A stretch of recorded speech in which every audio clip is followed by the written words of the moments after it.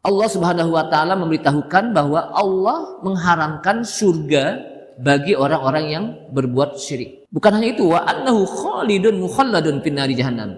Dan bahwa ketika dia masuk ke dalam neraka, kan tadi diharamkan masuk surga, berarti ke neraka. Dan di neraka pun khalidun mukhallidun atau mukhalladun. Jadi kekal dan dikekalkan oleh Allah SWT di api neraka selama-lamanya. Wal iyadu billah. Dalilnya mana? Dalilnya adalah innahu may yusyrik billahi faqad harramallahu alaihil jannah. Sesungguhnya orang-orang yang menyekutukan Allah faqad harrama alaihil jannah.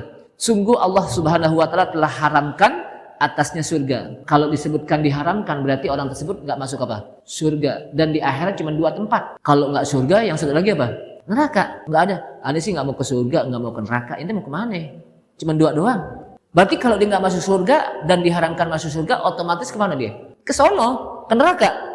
Dan ketika di neraka juga kata Allah SWT apa? Wa ma'wahun nar. Dia akan menjadi penduduk neraka. Dan penduduk neraka ini apa? Khalidun, mukhalladun, kekal dan dikekalkan Allah SWT selama-lamanya. Wa ma lidzalimina min ansor. Dan tidaklah bagi orang yang berbuat zalim itu ada penolong. Nah, di sini kalau kita lihat ketika Allah SWT menyebutkan kesyirikan, maka lidzalimina. Kenapa? Karena perbuatan syirik itu adalah perbuatan zalim. Makanya wa ma lidzalimina min ansor. Dan tidaklah bagi orang yang berbuat zalim itu ada penolong. Artinya apa? Nanti di akhirat nggak ada yang nolongin dia. Siapa yang nolongin? Teman akrab. Dia juga lagi susah. Siapa lagi? Tetangga belum tentu. Apalagi orang tua aja nggak bisa, kecuali mereka yang melakukan amal soleh. Dan dia akan mendapatkan syafaat dari amalnya. Al-Quran.